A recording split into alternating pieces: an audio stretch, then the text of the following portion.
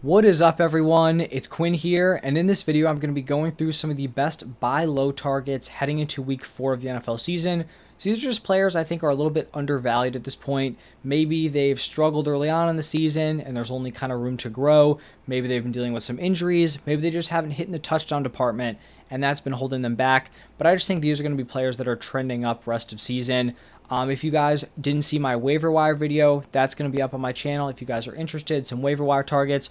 Also be talking about some sell high players today also. But let's just jump right into it. And I want to start off by talking about Jalen Waddle. And I think Waddle is an interesting buy low here because he's pretty much the only piece of the Dolphins offense that just hasn't gone nuclear to start off the season, right? Tua at quarterback is balling out, averaging 22.6 points per game. Tyreek Hill through 3 weeks is averaging over 30 PPR points per game. Mostert's averaging 28 PPR points per game. Devon Achane just dropped a 50 bomb, and we saw Waddle miss week 3 with a concussion, and then in week 1 and week 2 he put up 11.8 and 12.4 PPR points. So it's not like those are terrible performances, but just compared to the rest of the offense, he has felt a little bit disappointing.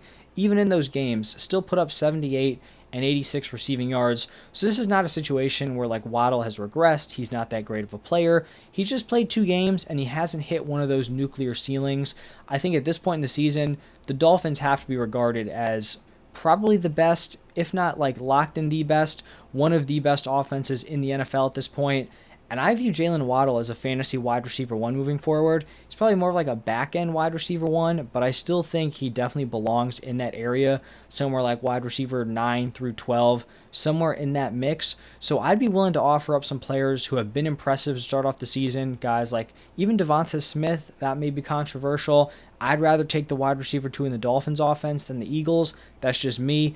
Debo coming off of back-to-back big games. I would take Jalen Waddle over Debo rest of season. Mike Evans has balled out through 2 weeks. Amari Cooper coming off a big game.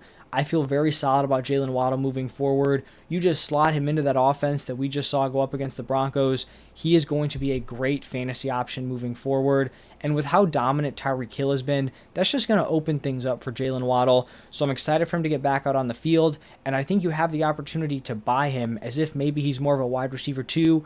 Whereas I think from this point on, I do think he'll be a top 12, maybe even top 10 fantasy football wide receiver. So that's going to be my first buy low, kind of buying low on the injury and just, a lackluster start. Not even lackluster, just not crazy start. The second buy low option is going to be Evan Ingram. And through 3 weeks, I feel like Evan Ingram is looking more like a top 5 tight end than the back end tight end 1 where he was drafted at. He's averaging 11.8 PPR points per game, which isn't a crazy number, but it's very impressive when you consider the fact that he has not scored a touchdown. He's averaging 7 targets a game, and his lowest receiving total was 49 yards. Say he just scored 1 touchdown in those 3 games, he'd be up at 13.8 PPR points, which is a very, very strong number for the tight end position. So his weekly volume is very strong. He's on a strong offense. He just hasn't hit in the touchdown department yet. And I think the impressive thing about Evan Ingram here is that he's producing in this Jaguars offense, which they've been okay, but they haven't even hit their stride yet. It's not like they've been balling out like the Dolphins and he's giving you, solid production. He's doing it when they're probably underperforming early on in the season. Trevor Lawrence only has 3 passing touchdowns. He hasn't had a 300-yard passing game, but Evan Ingram is still giving you nice weekly production. He showcased a very high floor, and I think also if he hits in the touchdown department, he can deliver a pretty high ceiling. His route participation is very strong and consistent week to week.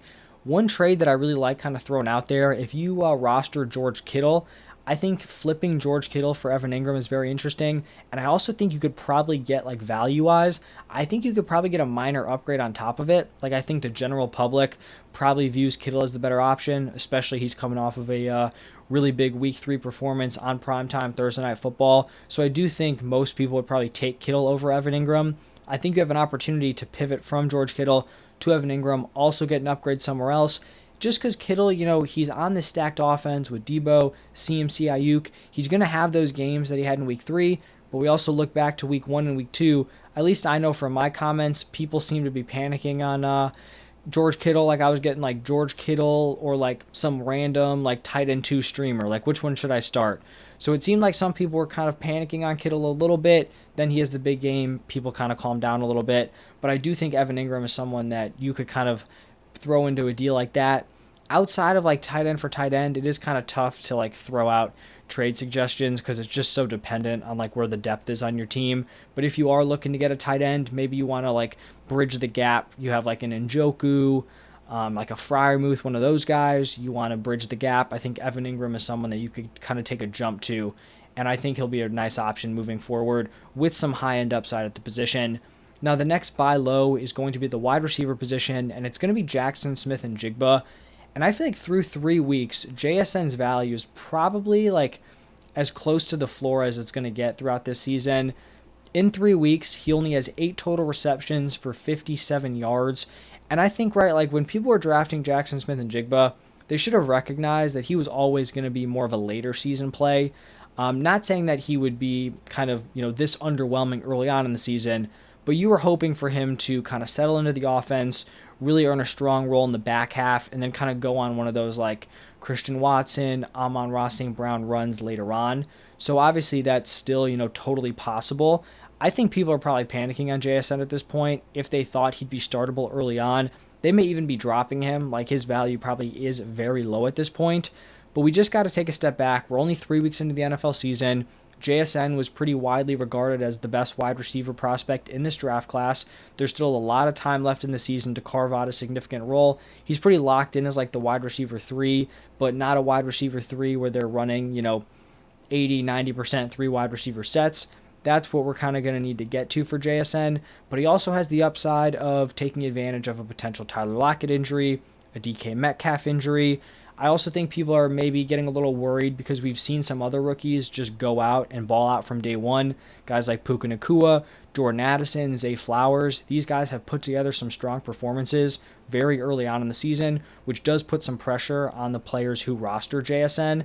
I just think we have to remember the guys I mentioned, right? There are late season breakouts. Christian Watson did pretty much nothing the first half of the season, was a league winner in the second half. Same thing with Amon-Ra. Same thing with Elijah Moore the same year that Amon-Ra did it.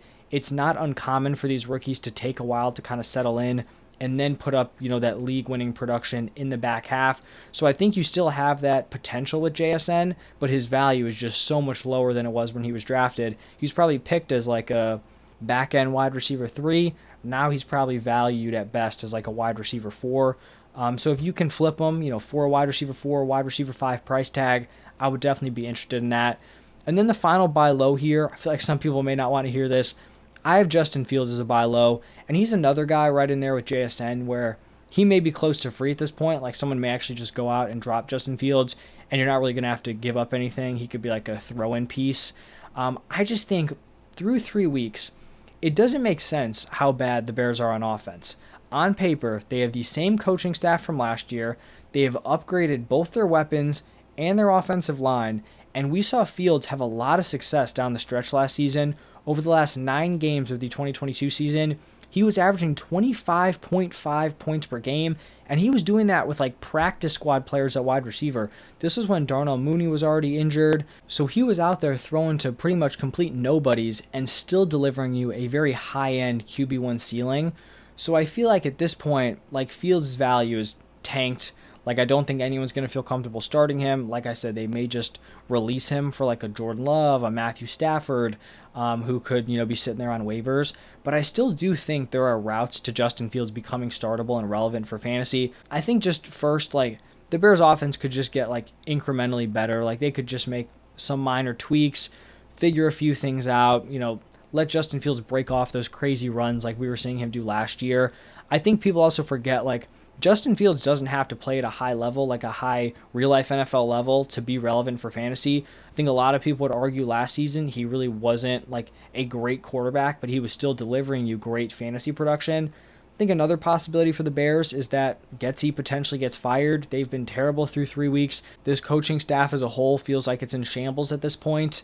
So maybe they get a new offensive coordinator, a new play caller. There could be some sort of shakeup there. I just think at this point, with how low his value is, where he could almost be free, I think he's worth rostering if he's like your QB2.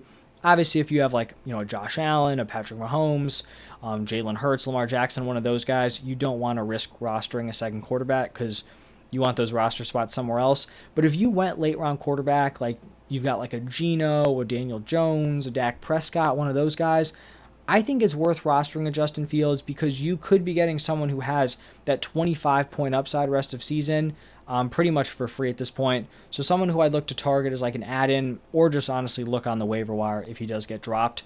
So those are going to be some of my buy lows. Jalen Waddle, Evan Ingram, Jackson Smith and Jigba, and Justin Fields. So see if you can kind of, just throw out some offers for those dudes. I think a lot of them are kind of valued low at this point. But that's going to wrap it up for this video. Like I said, waiver wire video already up on my channel. Sell highs coming out today also. Any questions, drop them down below. But thank you all for stopping by, and I will see you in the next one.